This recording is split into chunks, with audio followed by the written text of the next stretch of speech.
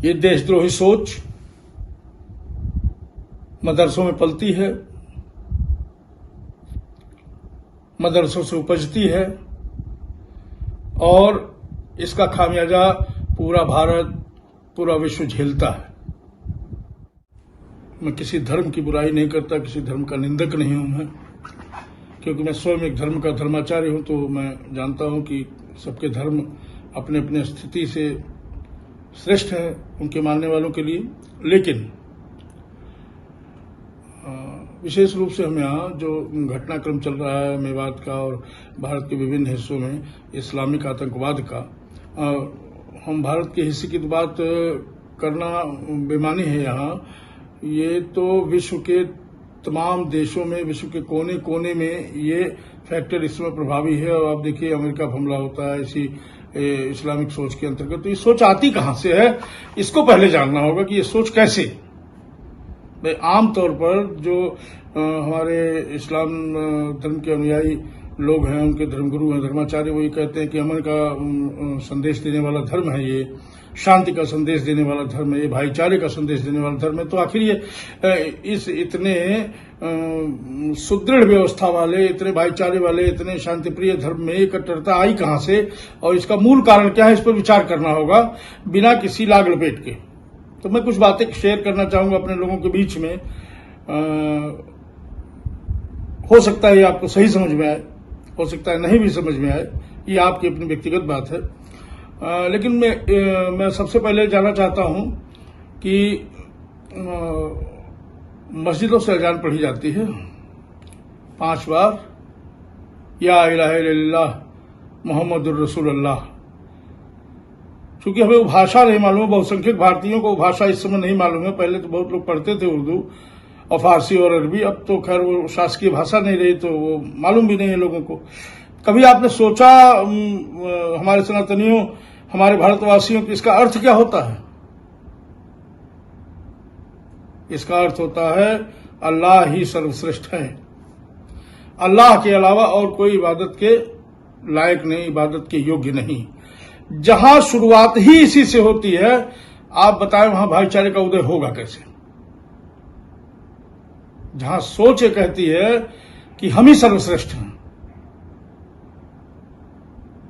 हम जिसे मानते हैं वही सर्वश्रेष्ठ है, बाकी सब काफिर हैं, इनको ये कुफ्र करते हैं, इनका धरती पर न रहना ही ठीक है। जहां ऐसी सोच से शुरुआत होती है और दिन में 5 बार उस सोच को दोहराया जाता हो, वो धर्म कैसे अमन, ईमान और भाईचारे की बात करेगा, ये बताइए।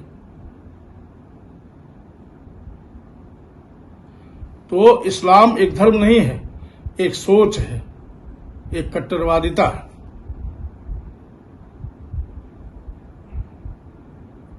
और जो जबरदस्ती थोपी जाती है। आप छोटी सी बात देखें कि हरियाणा में 22 जिले हैं और 21 जिले हिंदू बहुल हैं। ऐसा नहीं है कि मुस्लिम उसमें नहीं रहते, मुस्लिम बंधु भी उसमें रहते हैं और अपने तीज त्योहारों को, अपने दैनिक क्रियाकलापों को बहुत शांति से करते हैं, कहीं कोई उन्हें डिस्टरबेंस नहीं होता। एक जिला है नूह, और नूह क्या है? जिसको कहा जाता है मुस्लिम बहुल है। वहां के स्थानीय अगल बगल के निवासी कहते हैं ये मिनी पाकिस्तान है। इसका मतलब क्या है? वहां पाकिस्तानी सोच पनपती है, वहां देश विरोधी सोच पनपती है, तभी तो मिनी पाकिस्तान कहा जाता है। बहुत से देश में मुस्लिम बहुल इलाके हैं, लेकिन उनको मिनी पाकिस्तान तो नहीं कहा जाता। तो मेरा कहना है कि राष्ट्रवादी सोच के लोग हैं इस्लाम में, लेकिन वो उंगलियों पर गिनने लायक हैं। बहुसंख्यक सोच कट्टरपंथी है, और इस कट्टरपंथी सोच का कारनामा पूरे विश्व में देखा जा रहा है। अभी आपने जर्मनी को देखा होगा कुछ दिन पहले, क्या हो रहा था वहां तो न हिंदू हैं, न जिसको कहते हैं सब भड़काते हैं हमको, इसलिए प्रतिक्रिया में ऐसा होता है, ऐसे लोग भी नहीं हैं।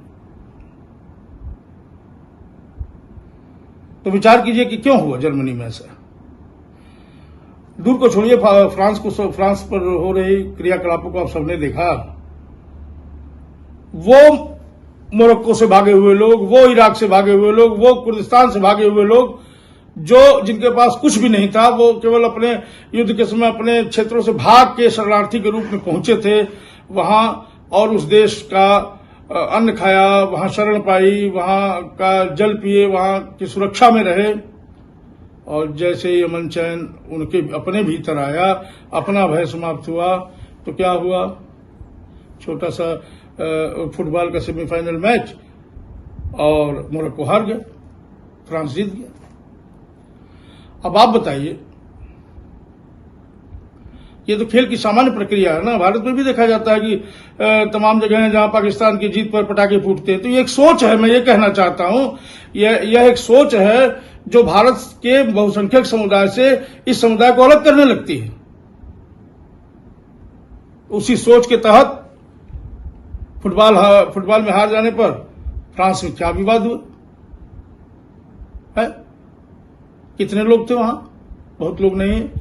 फ्रांस एक सुव्यवस्थित राष्ट्र है, संवैधानिक राष्ट्र है, वो यूएनए का मेंबर भी है, वो वीटो पावरधारी देश है, वीटो पावर है उसके पास वर्ल्ड क्लास सुविधाएं हैं। लेकिन क्या कुछ रुका जो इन लोगों ने चाह किया? क्योंकि सोच हावी है, राष्ट्रवाद जैसा कोई तत्व नहीं है इनके भीतर। तो इन्होंने अपने एजेंडे पर काम किया और फ्रांस को जला डाला। तो मैं ये कहना चाहता हूं कि सोच है ये, वो हर जगह का अपना काम करती है, कोई भारत ही इसका शिकार नहीं है।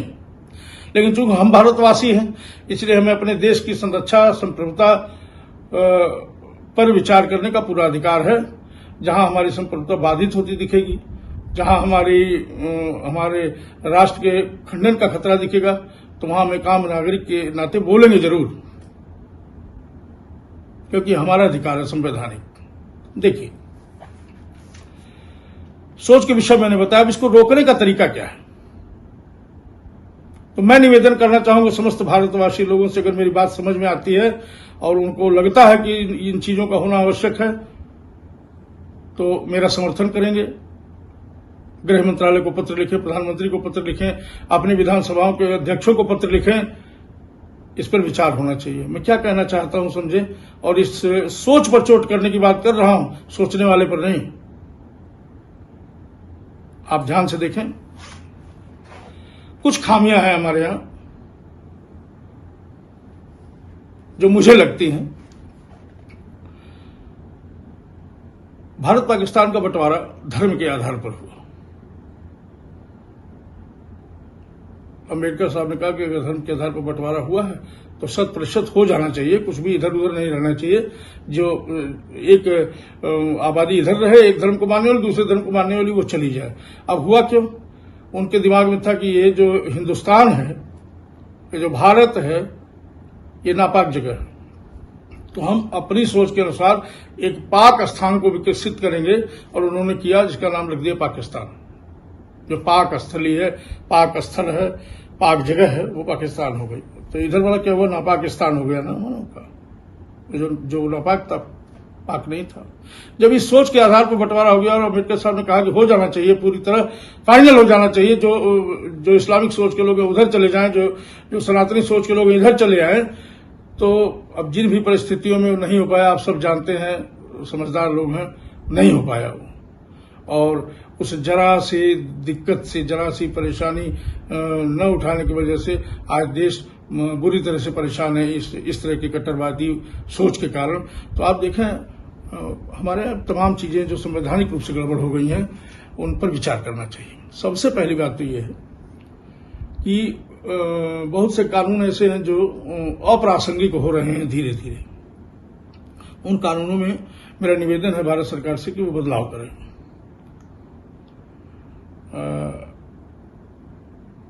अब नूह दंगे में लोग पकड़े गए, अब इनसे सामान्य पूछताछ हो रही है। मानवाधिकार के तहत बहुत सी कार्रवाइयां हो गई, तो बहुत कड़ाई पूछताछ नहीं हो सकती। पूछताछ की जाए, भाई साहब आपको किसने कहने पे कहा, आपने किसके कहने पे किया, और बंदूक कहाँ रखे हैं, और कहां से छिप के चला रहे थे, वो वही निशानदेही करेंगे, वो दूसरे के बस का रोग नहीं। तो निश्चित रूप से ये कानून की कमजोरी है। अगर कानून की कमजोरी न होती और लोग इतने राष्ट्र को मानने वाले होते, कानून को मानने वाले होते, तो आप बताइए थाने पर हमला होता क्या? थाने पर हमले का मतलब जानते हैं? जितने लोग मेरी बात सुन रहे हैं वो सब जानते हैं कि थाने में घुसने से पहले अच्छे अच्छों की पतलून गीली होने लगती है। क्यों? अगर वो गलत है तो क्योंकि वो वहां खड़ा एक वर्दीधारी सिपाही नहीं है, वो पूरे भारतीय संविधान का प्रहरी है वो। तो थाने पर हमला किस पर हमला है? संविधान की व्यवस्था पर हमला है।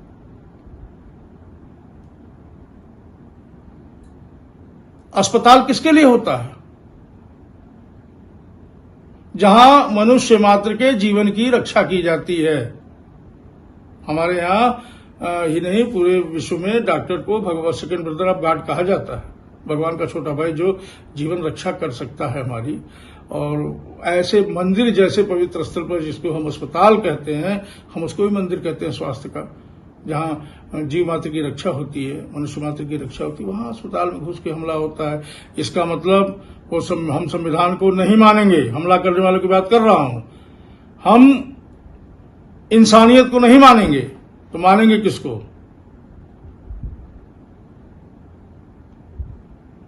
मैंने पिछली बार भी कहा था, एंटी काफिर मूवमेंट,